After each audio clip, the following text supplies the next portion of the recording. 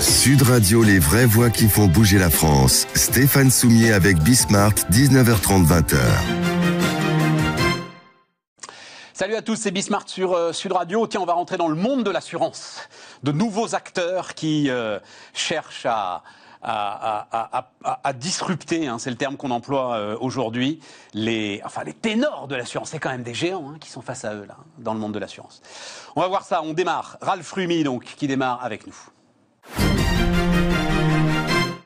On repart les amis, on repart avec Ralph Rummy qui est avec nous. Bonjour Ralph. Bonjour Stéphane. Donc cofondateur de Achille et on va parler du monde de l'assurance. Alors Ralph, je le dis assez régulièrement. Alors il se trouve que je suis assez copain avec celui qui va être un de vos concurrents sur un segment de marché, c'est-à-dire Jean-Charles Samuelian d'Alan. Qui est, alors je me gourre pas, c'est-à-dire vous dites première, donc Achille qui vient de lever un certain nombre de millions, j'ai pas noté combien. 29 millions. 29, voilà. C'est un détail aujourd'hui. C'est un petit détail, oui, en ce moment. Les levées de fonds, c'est un dixième de ce qui se passe en ce moment chez les grosses levées. Donc, oui, mais enfin, alors j'ai quand même regardé. 29 millions en seed, c'est la plus grosse levée en seed. Voilà, seed, ça on peut traduire seed. Tout à l'heure on parlera de lead, on traduira pas, mais seed on peut traduire, c'est-à-dire que c'est le début, le tout début, c'est la naissance, voilà. En fait, on a levé 29 millions, on a fait 0 contrat. On n'avait pas commencé. Voilà, c'est ça. Première compagnie d'assurance agréée par la PCR depuis 35 ans. Mais Alan aussi est agréé à PCR. Alors, oui. Alors, c'est la CPR depuis 35 ans. Première compagnie d'assurance généraliste. C'est-à-dire que Alan, voilà, c'est ça. En fait, on ne va pas vraiment être concurrent parce qu'on est dans le secteur de l'assurance, mais eux font de l'assurance B2B pour les entreprises et nous, on fait l'assurance B2C pour les particuliers. Donc, on ne va jamais se retrouver en frontal. Même si, alors, ils ont un segment évidemment très intéressant. Je crois qui vous intéresse vous aussi, qui sont les nouvelles formes de travail, qui sont les indépendants, qui sont, l'ensemble de ceux qui sont. Il va y avoir un segment de clientèle quelque part entre le C et le B. Voilà, qui va être très intéressant. Ce que nous on appelle les TNS, les travailleurs non salariés. Donc aujourd'hui, il y en a de plus en plus, encore plus avec le Covid. Il va y avoir beaucoup de personnes qui font ça. Donc sur la mutuelle santé qu'on distribue, on va avoir aussi pas mal de gens en TNS. Voilà, mais on n'approche pas les choses de la même façon qu'Alan. Donc pour revenir sur le pourquoi premier en 35 ans, c'est-à-dire que, je vais rentrer un peu techniquement, mais à la CPR, on nous donne des agréments pour des classes. Et nous, on a eu la classe 1, 2, 8, 9, 13. J'avais noté ça, ouais. 1, donc, 2, 8, 9, 13. Alan a 1, 2 qui lui permet de faire de la santé. Un autre a eu 8, 9, 13, mais personne n'a jamais eu 1, 2, 8, 9, 13. Et c'est quoi 8, 9 parce que c'est quoi les chiens et les chats? 1, 2, c'est une partie des chiens et des chats, c'est dans le 8, 9, 13. Donc, pour vous expliquer, 1, 2, on va dire, c'est la partie santé, et 8, 9, 13, c'est la partie dommage. Donc, on est les seuls à avoir eu l'agrément. Santé, habitation. Chien-chat. Avec un 2, 8, 9, 13, vous pouvez faire de l'habitation, de la santé. Mais pourquoi les chiens et les chats? Assurance des chiens et les chats. Ça cartonne en ce moment, les chiens et les chats. On a une discussion passionnante hier, à votre place hier. Une boîte qui s'appelle Agrio Brothers, c'est ça. Ouais. Bref, qui fait non pas la nourriture, mais tous les accessoires en fait pour les chiens et les chats. Et son patron nous expliquait qu'en fait, il y avait une forme d'humanisation aujourd'hui des animaux. Ce qu'on voit sur le bien-être animal, sur tout ça, etc. Et que ça amenait un panier de dépenses qu'on imagine. Mais c'est colossal. En fait, ce qui s'est passé, déjà avant le Covid, les gens aimaient beaucoup leurs animaux et en avaient beaucoup. Pendant le confinement, les gens ont acheté beaucoup d'animaux. Et ils s'y intéressent de plus en plus, et c'est maintenant, et la santé de l'animal, elle est aussi importante que la santé de son fils ou de son mari. Donc aujourd'hui, c'était 6% de la population qui était assurée en chien-chat il y a quelques années, et maintenant on est à 8-10, et ça va monter. Mais vous assurez quoi? Tous les risques santé comme la santé humaine? Alors exactement, donc chez Achille, on assure soit l'accident, soit la maladie, soit l'accident plus la maladie pour vos animaux. Donc on est les seuls à faire ça. La plupart de nos concurrents assurent accident plus maladie. C'est quoi? Je veux une idée de prix. L'assurance, un chien basique, là, j'ai un chien. Alors ça va de 2,13 € à 60 € par mois. 60 € par mois? Oui. C'est une assurance santé humaine, 60 € par mois. Vous savez, il y a plein de gens pour qui leur chien et leur chat, c'est aussi important que leur enfant. Quelle histoire! Alors, je me suis battu en interne pour que le premier assuré d'Achille soit mon chat. Et puis, il y a un salarié à moi qui, juste le jour du lancement, a assuré le sien. Mon chat, il fait une pancarte pour dire je veux être le premier assuré d'Achille. Et puis après, on va arrêter avec ça. Je vous rassure les téléspectateurs. Le chat est moins cher que le chien, quand même. Le chat est moins cher que le chien, mais il y a des races de chats qui sont plus chères que oui, c'est ça. Oui, voilà. Oui, il y a des chiens, il y a des chiens qui ont des maladies génétiques, il y a des chiens qui sont plus fragiles que d'autres. Parlons de votre pari de rentrer dans l'assurance. J'ai noté, c'est un point de vue très intéressant écrit par Jean-Charles Simon, que vous connaissez peut-être, économiste, ancien chef économiste du groupe SCOR. Donc dans la réassurance, il connaît l'assurance comme sa poche. Et il avait écrit un point de vue dans les Échos: la disruption de l'assurance n'aura pas lieu.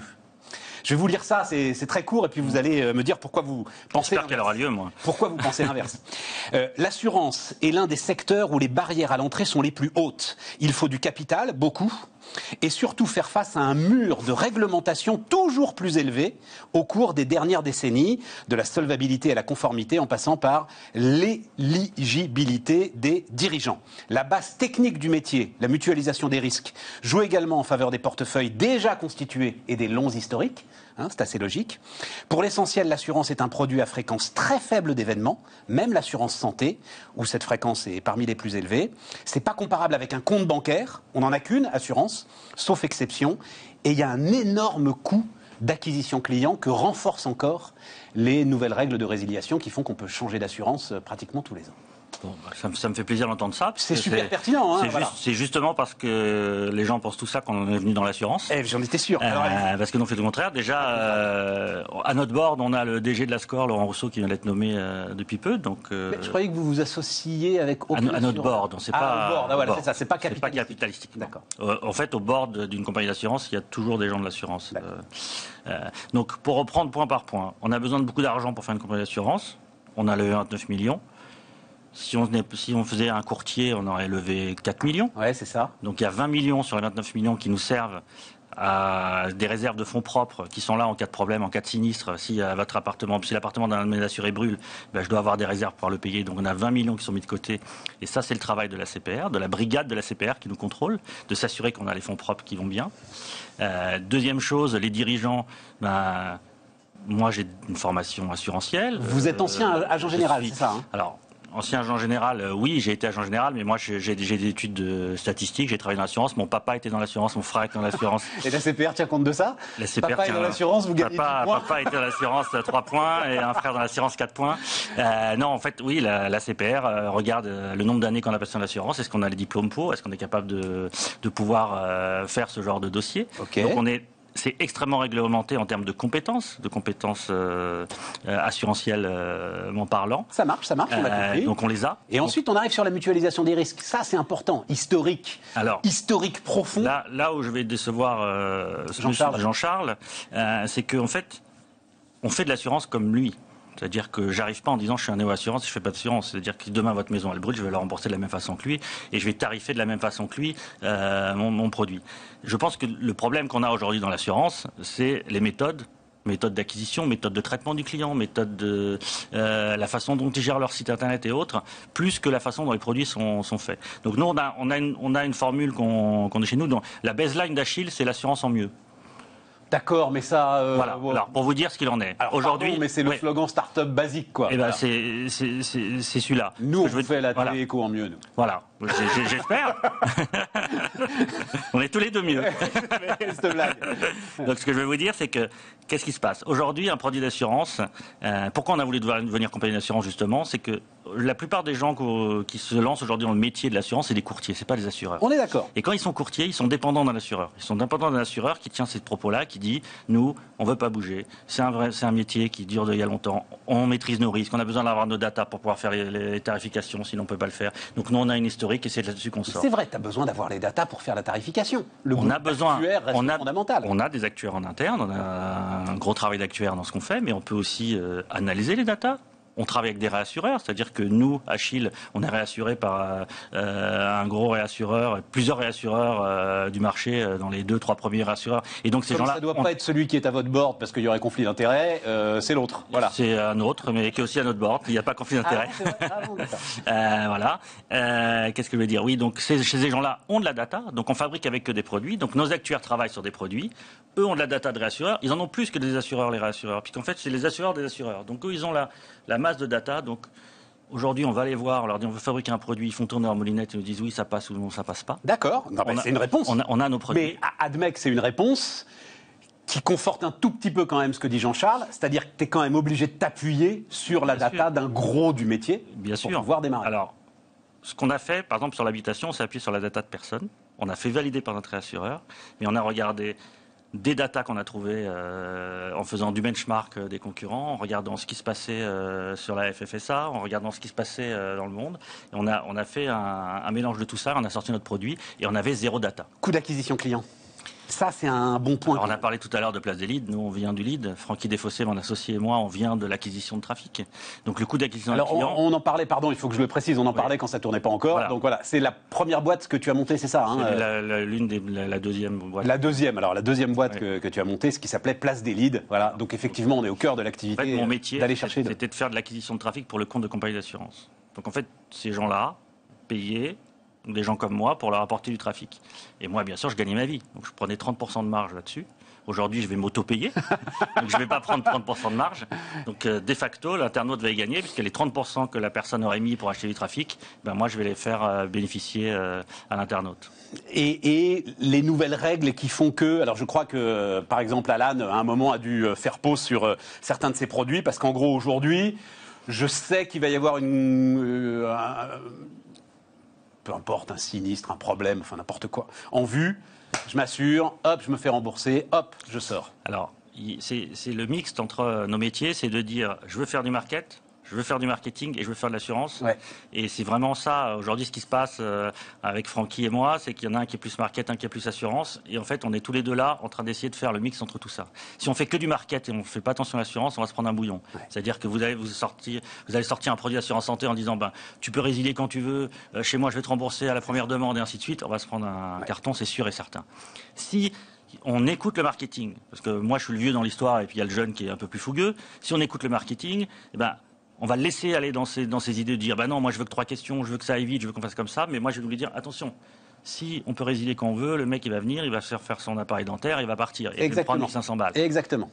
C'est justement ce mix-là, et là où cette personne a raison, et c'est pour ça que c'est bien pour nous, c'est-à-dire que Achille, c'est le mix entre la compétence assurantielle et la compétence... Ouais, c'est pas tout de le dire.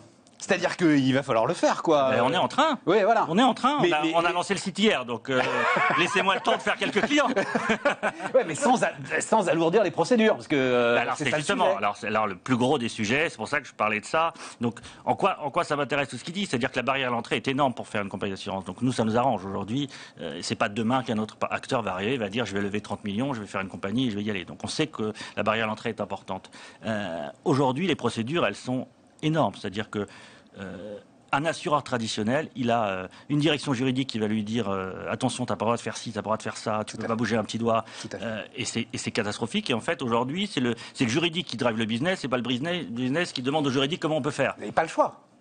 Si on a le choix, on a le choix de se dire quels sont mes risques, comment je peux travailler, et non plus avoir peur, être regardez-vous à chaque fois que le juridique va dire quelque chose. Deux choses aussi, et ça c'est alors des charges, et je pense qu'il est vrai, quand on a une nouvelle compagnie d'assurance, je pense que les gens sont un peu plus cool avec nous que quand on s'appelle AXA ou Allianz en termes de conformité. Sans doute. Donc aujourd'hui, je pense que, bien attention, on va faire tout ce qu'il faut pour respecter les règles. Hein. Oui, non, mais je comprends. Mais tu penses qu'il y a de la marge ? Il y a une marge. Dans le contact client. Je donne un exemple aujourd'hui. On lance un produit habitation. On a voulu travailler avec un assureur. Il nous dit si j'ai pas la carte d'identité, le lieu de naissance et la date de naissance de l'internaute, je l'assure pas. Parce que je dois regarder au fichier des terroristes si la personne est terroriste. On parle d'une assurance habitation à 10 balles par mois. Où est le blanchiment d'argent de 10 balles par mois d'un mec qui vient prendre une assurance habitation? Ouais. Et aujourd'hui, on en est là. Et on n'a pas pu lancer le produit. Ouais. Nous, assureurs, on dit je prends le risque de regarder a posteriori. Je vais aller demander son nom, son prénom, son adresse. Et si jamais il est au fichier des terroristes, Eh ben, je lui dirais, monsieur, on ne peut pas vous assurer, mais je ne vais pas le faire en amont. Après, tu as l'historique. Je pense furieusement, notamment dans ce que tu dis là, je pense furieusement à l'aventure contre Nickel. Oui. Nickel, c'est différent. Dans l'univers bancaire. Dans l'univers bancaire. Où derrière, notamment les affaires de blanchiment, à un moment, les ont rattrapés. Bien sûr, mais Nickel, c'est de l'argent. C'est j'ouvre un compte et on le fait. Moi, c'est une assurance habitation à 20 balles. C'est de l'argent, c'est 100 balles. Enfin, les comptes Nickel. Oui, mais à un moment, de toute façon. On peut prendre 1000 comptes 100 balles, 1000 comptes à 100 balles. On peut pas prendre 1000 assurances habitation. Déjà, l'intérêt, c'est pour couvrir un risque. Ouais, qu'est-ce qu'on va faire comme attentat en couvrant un risque? Alors, c'est le fondateur de Luco qui m'a dit ça. Donc, assurance habitation, là, pour le coup. Courtier en habitation. Oui. Voilà, effectivement, très, très efficace. J'ai testé pour vous, voilà. Et qui m'a dit, en fait, les assureurs sont morts parce que c'est quoi? C'est les gros capitaux que gèrent les réassureurs. Et puis le reste, c'est de la relation client. Et ça nous, start-up, on sait mieux faire. Alors, tu es d'accord avec ça? Je suis 100% d'accord avec ça. Je ne suis pas d'accord pour que les assureurs soient morts. Quand même, ça va être un problème pour eux à un moment, avec la multiplication des start-up dans des segments de marché. C'est ça qui est super intéressant. Ce qu'il faut savoir aujourd'hui, par exemple, si on prend le cas de Luco est courtier. Donc Luco va chercher son risque chez un assureur. Ouais. Donc il a bien besoin de son assureur pour pouvoir vendre l'assurance qu'il a aujourd'hui et mettre le bon service client. Oui, mais enfin, à mon avis, il ne marche pas de la même façon. Et l'ensemble de ce qui est l'infrastructure siège, process je ne vais pas rentrer dans les détails, mais on sait exactement comment ça se passe. Les demandes qu'un assureur a en termes de juridique, ils ont les mêmes chez les courtiers à qui ils fournissent le produit, ça c'est sûr et certain. Sans doute en termes de juridique. Là, vous avez raison, c'est que le service client, d'accord, dans des startups comme les nôtres, où on est habitué à avoir un service client qui est immédiat, de parler par WhatsApp, par Skype, par tout ce qu'on veut, l'assureur, il n'est pas encore prêt à ça. Et là-dessus, le service client est primordial. Et nous, 100% de notre activité, la personne, elle doit avoir sa réponse dans la minute, sinon on ne fait pas. Que ça soit en termes de souscription, en termes avant la souscription, pour pouvoir le conseiller avant qu'il choisisse, et surtout en termes de sinistre après, pour pouvoir lui parler et pour pouvoir l'aider à régler tous ses problèmes. Il n'est pas encore prêt à ça, ou, comme les banques, j'en ai acquis la conviction, en fait, il ne peut pas. Parce que système d'information historique qui pèse, qui sont des strates, des trucs. C'est ça le truc. C'est très facile pour nous d'arriver et de dire on va tout disturber. On a un système d'information qui est tout neuf. Ouais, alors moi, j'ai pas fait 4 achats de boîtes qui ont 40 ans, dans lesquels j'ai dû merger des datas, j'ai dû merger des contrats. J'ai des directeurs informatiques qui s'entendent pas, mais je dois les garder quand même. J'ai une base client, j'ai une base prospect, j'ai une base de mon ancien assureur, et puis ils se parlent pas entre eux. On a aujourd'hui des assurances en 2021, vous arrivez, ils ne savent même pas que vous êtes client. Ça, c'est impossible dans des boîtes comme les nôtres.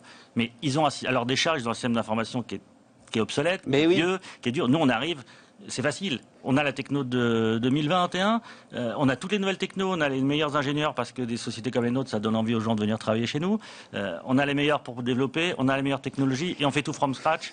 Et un dernier truc, parce que ça aussi, c'est un argument qu'avancent les banquiers et qui est, je pense, assez solide, c'est de dire, OK, tout ça, OK. À un moment, c'est quand même votre argent, votre épargne, et vous hésiterez avant de la confier à une banque dont vous n'avez jamais entendu parler, dont vous n'entendez parler que depuis quelques mois. Je trouve que c'est un bon argument. La différence, c'est les assureurs, et on peut se le dire, la façon dont ils nous traitent depuis des dizaines d'années font que l'attachement à l'assureur, enfin je ne sais pas, certains d'entre vous peut-être, je crois qu'on est assez rare à être attaché à un assureur. Moi, je suis attaché à un assureur parce qu'on ne peut pas y travailler. Oui, voilà. Mais sinon... Aujourd'hui, vous savez, une personne, elle quitte son assureur pour 10 centimes. C'est ça. Il n'y a pas d'attachement à un assureur. Vous savez, notre client bêta, c'est ma fille de 16 ans. Et on regarde vraiment parce que c'est le client de demain. Ma fille, elle ne resterait pas une minute pour un formulaire et maxi. Et puis on lui dit, c'est chez lui ou c'est chez lui. Non, c'est lequel est le plus rapide, lequel est le plus simple, et lequel est le plus facile. Et limite, lequel est le plus beau. J'ai mis un petit chat qui bouge la queue, c'est super, je vais m'assurer là, et puis voilà, on en est. Donc oui, l'attachement, on n'est plus au courtage de il y a 45 ans, où on était attaché à notre courtier, on lui confiait tous nos contrats. C'est ça. Je pense que tout ça, ça va changer. En plus, avec le confinement, les gens, ils ont l'habitude de plus sortir de chez eux, de tout faire très vite. On a pris tous des bonnes habitudes de rester à la maison et tout souscrire en 1 minute. Achille est là pour répondre à tous ces besoins. C'était passionnant tout ça. Ralph Rumi, donc le cofondateur d'Achille, notre invité sur Bismart. Pierre Giacometti, donc avec nous, cofondateur de Nocom. Bonjour Pierre. Bonjour Stéphane. Donc je le disais, tableau de bord de la transformation des entreprises réalisé entre le 2 et le 9 avril auprès de 1500 salariés d'entreprises de plus de 500 salariés. On parle des grandes entreprises. Il y a une batterie de chiffres très impressionnants. Alors je ne sais pas, je peux peut-être te laisser démarrer celui que toi tu juges le plus impressionnant de l'ensemble des chiffres que tu as relevés. En fait, ce qui est intéressant dans cette enquête que l'IFOP a réalisée pour nous, c'est qu'on avait fait la même enquête octobre 2019, quelques mois avant le déclenchement de la crise sanitaire. On avait été à l'époque assez surpris par l'importance des chiffres qui mesurent un peu le niveau d'attachement et de motivation des salariés à l'égard de leur entreprise. C'est vrai que dans l'actualité, dans les médias, souvent, la conflictualité sociale fait émerger un certain nombre de sujets qui laissent penser que l'univers du travail est un univers à flux tendu en permanence et plutôt à mauvais flux tendu. Ouais. Bon, en réalité, la situation est beaucoup plus diversifiée, on le sait. Mais dans cette enquête d'octobre 2019, une très grande majorité de salariés montraient un regard et une relation à leur entreprise de fierté, d'attachement, de motivation, sans que ça soit mettre de côté tous les problèmes qui peuvent émerger dans les boîtes. C'est quand même un constat lié au fait qu'aujourd'hui, pour beaucoup de salariés, le travail, le rapport à l'entreprise est un élément de protection et probablement lié aussi au fait que c'est une institution qui reste assez source de confiance et de force de relation. 1 an et demi après, on fait la même enquête, début avril. Et ce qui est assez frappant, c'est que tout ce qui s'est passé pendant cette crise sanitaire et depuis aussi économique n'a pas remis en cause ce phénomène. Au contraire, elle l'a plutôt consolidé. On a le sentiment, en fait, que dans cette crise sanitaire et dans cette crise que nous venons de vivre, exceptionnelle, il y a beaucoup d'institutions, le pouvoir politique, ont été mis en cause dans leur capacité d'adaptation, de réactivité, d'anticipation. Et on a l'impression que l'entreprise fait partie de ces univers assez protégés, finalement, par cette mise en cause ou par cette défiance grandissante dans l'opinion, mais en l'occurrence là on travaille sur la population salariée. Et moi c'est l'ensemble de la palette de ces chiffres qui m'ont le plus impressionné. C'est-à-dire on a l'impression que la crise a renforcé la relation des salariés à leur entreprise, évidemment dans sa globalité. Vous dites considérablement, hein, oui. Considérablement renforcé c'est vraiment intéressant. Et il y a un sentiment d'adhésion à l'entreprise. Il y a un autre chiffre qui là renvoie à ce que beaucoup de secteurs ont su démontrer pendant cette crise, beaucoup d'entreprises, c'est la part croissante, 87% des salariés aujourd'hui considèrent que leur entreprise a un rôle social, un rôle d'utilité sociale dans la vie de tous les jours. Et ça, c'est important parce que ça veut dire qu'on a finalement, avec cette crise, pris conscience dans un certain nombre de secteurs, on en a parlé, la grande distribution a été en première ligne, on a le sentiment que les salariés ont pris conscience avec cette crise que leur travail, leur entreprise, leur secteur jouait un rôle majeur dans la vie économique. Et dans la période qui concerne la sortie du couvre-feu et le retour à une forme de vie normale, on est en train de prendre conscience à quel point toutes ces entreprises jouent un rôle fondamental dans l'équilibre social de notre pays.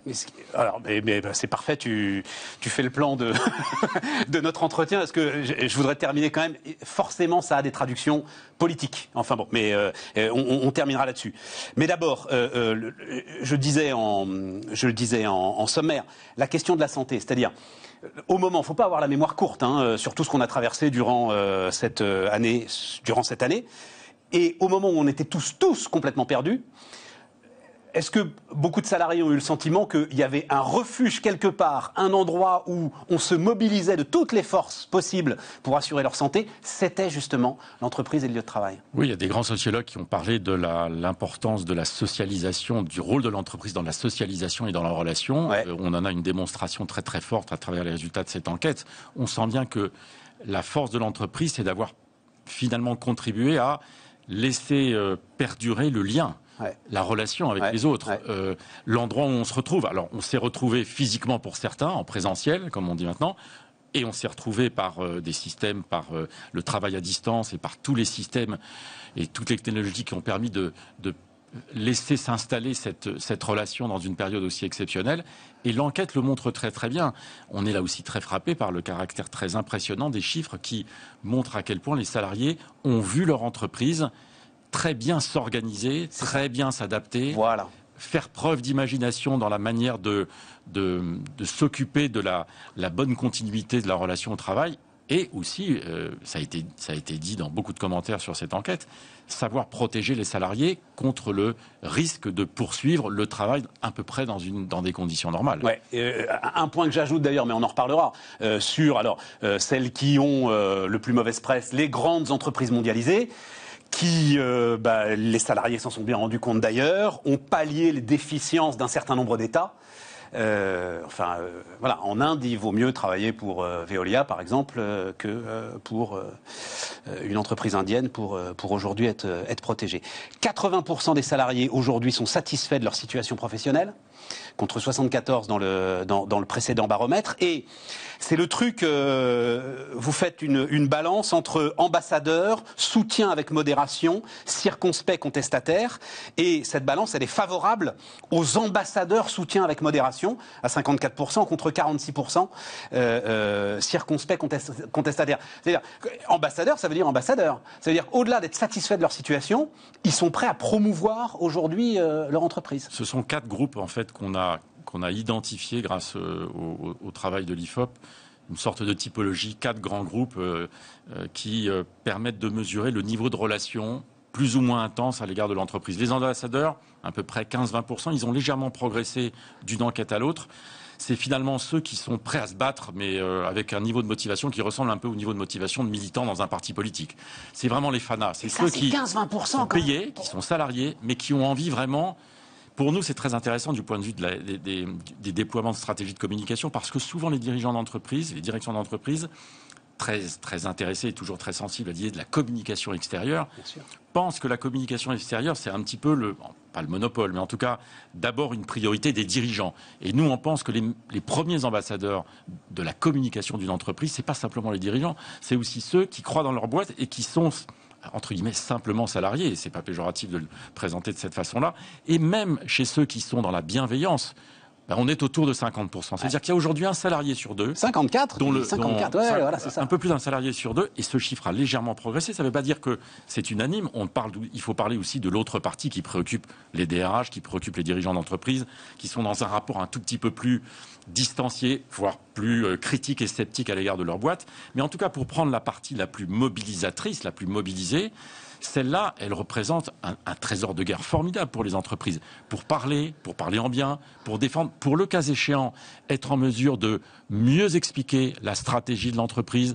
C'est pour cette raison qu'on pense, nous, que les dirigeants d'entreprise ont vraiment intérêt à se doter d'un récit stratégique clair, partagé par tous les collaborateurs, ou en tout cas la majorité d'entre eux, pour que ce récit soit porté bien au-delà des exercices protocolaires de communication qu'on connaît bien ici, qui font partie des exercices habituels quand c'est des boîtes cotées en bourse, qui font partie des prises de parole quand malheureusement un chef d'entreprise n'a pas d'autre solution que d'aller se mouiller un peu parce qu'il est dans la difficulté ou la controverse. Mais on a tendance parfois à oublier que ceux qui sont derrière, ambassadeurs, bienveillants, à peu près un salarié sur 2, sont prêts aussi à se battre pour leur boîte, soit parce qu'ils y sont depuis très longtemps, soit parce qu'ils viennent d'y arriver et qu'ils sont enthousiastes à l'idée de démarrer et à montrer un niveau d'implication à la hauteur de l'enjeu pour eux. Voilà pourquoi moi j'ai toujours pensé que dans nos sujets de stratégie de communication, c'est pour ça qu'on fait ces enquêtes, la population interne, au fond, c'est la première cible de la communication externe. C'est la première population concernée. Pourquoi ? Parce que, et je boucle la boucle, quand un patron de boîte s'exprime chez vous, dans un autre média, les premiers à écouter, les premiers à en être fiers, c'est ceux qui travaillent dans cette boîte. Et ce constat-là, malheureusement, il reste encore assez partiel dans les entreprises. Pourquoi ? Parce que les médias font peur, parce que s'exprimer en public n'est pas toujours forcément facile pour tout le monde, parce que le piège des médias laisse penser que quand on y va, c'est pour se faire tacler. Bon, ce qui est vrai. Voilà. Ce qui peut arriver. Ce qui peut arriver. Ce qui est vrai. Raison de plus pour préparer ces prises de, pour être dans ces prises de parole de manière plus active et plus en mesure de raconter quelque chose qui soit compris par le plus grand nombre et donc notamment par les collaborateurs. Tu sais, puisqu'on a un peu de temps, je peux le raconter. Je l'ai déjà raconté d'ailleurs. Quand on pitchait la création de Bismart, donc il y a 1 an et demi maintenant, je prenais l'exemple de Sanofi. Alors, à l'époque, je ne savais pas. Maintenant, je sais qu'en fait, il ne voulait absolument pas communiquer. Il était handicapé de la communication. Olivier Brandicourt, qui a dirigé Sanofi pendant 4 ans. Mais je disais... Ça a changé aujourd'hui. Oui, et voilà. Non, mais je disais, c'est ahurissant qu'une boîte comme Sanofi, qui est vous le prenez comme vous voudrez, un trésor national, soit dans une telle situation aujourd'hui que son patron ne puisse pas... Je n'ai pas entendu le son de sa voix pendant 4 ans. C'est pas possible. C'est impossible. Et en même temps, je disais, je le comprends. Parce que où qu'il aille, il va se faire défoncer. Il y aura toujours une bonne raison pour défoncer Sanofi. Et donc, j'en termine en disant... il faut qu'on crée un endroit quand même où le chef d'entreprise soit à peu près tranquille, on va lui parler de son activité, ça ne veut pas dire qu'on va forcément lui cirer les pompes, mais au moins on va lui parler de son activité. Je referme la parenthèse. Mais tu dis, malheureusement un chef d'entreprise doit s'exprimer. Là quand même, durant cette crise, beaucoup de chefs d'entreprise ont massivement communiqué auprès de leurs troupes, d'ailleurs en faisant sauter tous les échelons intermédiaires. Il ne peut pas y avoir de recul en arrière là-dessus ou il peut... Non, je pense que c'est une évolution de long terme. Je pense que la prise de parole, notamment des nouvelles générations de dirigeants d'entreprise, est aujourd'hui plus aisée, plus accessible, que leurs convictions sur le sujet, notamment par rapport à tout ce qu'on peut présenter comme synthèse de ce type d'enquête, montre bien qu'il y a une prise de conscience et une approche nouvelle sur ces questions. Et d'ailleurs, l'enquête le dit très bien, quand on fait faire l'exercice de diagnostic par les salariés de la communication, de la performance de communication de leur entreprise, entre la précédente enquête et celle d'aujourd'hui, 11 points de progression sur le bilan positif de la communication interne. Ça veut dire qu'effectivement, mais oui, depuis 1 an et demi, les exercices de prise de parole pour expliquer comment on s'adaptait, comment on changeait éventuellement le métier, comment on évoluait dans l'offre de services ou de produits, c'est un exercice qui a été probablement beaucoup plus impliquant pour l'interne qu'il ne l'a jamais été. Et je pense que ce mouvement-là est installé pour durer. En revanche, c'est vrai que sur la performance de communication extérieure, les chiffres ne bougent pas beaucoup. On a quand même toujours une bonne moitié de salariés qui considèrent que le patron n'est pas suffisamment visible à l'extérieur, alors même que quand il est visible, il est jugé plutôt positivement dans sa performance. Donc, c'est-à-dire que la marge de manœuvre ou la marge de progression plutôt des dirigeants d'entreprise dans leur communication extérieure est encore très importante. Pour autant qu'ils fassent l'exercice de préparation qui ne consiste pas simplement à se dire, pour préparer une bonne intervention, je vais avoir quelques éléments de langage griffonnés par quelques communicants, parce que ça existe, on sait que ça fonctionne aussi comme ça. Nous, on pense que ça ne suffit plus. Mais ça ne marche pas. Ça marche, voilà, ça marche pas. Parfois, ça voit, c'est terrible. Parfois, ça peut servir un petit peu de roue de secours. Mais nous, le sujet essentiel, c'est d'abord l'authenticité de la prise de parole. Et pour qu'il y ait authenticité, ça ne veut pas dire qu'on ne prépare pas. La meilleure façon d'être authentique, c'est d'abord de travailler sur le fond, sur la manière dont vous racontez l'histoire de votre boîte. Et d'ailleurs, dans l'enquête, il y a un truc très intéressant. Quand on demande aux salariés quels sont les éléments qui les rendent les plus fiers de leur entreprise, la performance et les résultats ne sont pas négligés, mais ils ne sont pas en tête. Qu'est-ce qui est en tête ? L'origine de la boîte, quand je dis l'origine, c'est-à-dire son histoire, ses valeurs, et maintenant l'utilité sociale dans l'entreprise. Si un grand patron sait parler de cela et l'a suffisamment préparé avec ses équipes, normalement, ça fait mouche et ça marche et les gens s'y intéressent. C'est pour cette raison que nous, on fait ce métier-là avec cette approche-là de la communication et qui n'est pas forcément celle de l'approche traditionnelle des secteurs de la com. Et forcément derrière, c'est là où c'est un cercle hyper vertueux, c'est que ça t'éloigne de ce qu'on a appelé la financiarisation de l'économie. Si toi, en tant que manager à la tête d'une grosse boîte du CAC 40, tu considères que finalement ton seul boulot, c'est d'optimiser le gain pour l'actionnaire, tu vas rien avoir à raconter, ça c'est clair. Et tu vas avoir besoin de l'ensemble de ces éléments de langage qui vont raconter une histoire qu'en fait tu maîtrises pas. Voilà. Ou alors quand on la raconte, cette histoire-là, cette version de l'histoire-là, la capacité de mémorisation des parties prenantes est devenue assez faible, voire inexistante. Mais voilà, non, voilà. Et puis tu peux pas la raconter, tu peux pas dire oui, je vais essayer de... Non, et ça, bon, c'est un changement de mentalité et d'évolution de perception des enjeux de communication qui demande du temps, et même si les choses ont beaucoup progressé ces dernières années, nous on est assez frappés de voir, notamment dans des boîtes qui sont cotées en bourse, au CAC 40, ou ailleurs quand on travaille à l'international, à quel point les exercices qui sont centrés sur des niveaux d'exigence très importants du point de vue des informations financières prennent toujours le pas sur la capacité de ces entreprises et de ces dirigeants à vouloir mieux expliquer la raison d'être de leur récit stratégique. Tout à fait. Voilà. Non, mais voilà.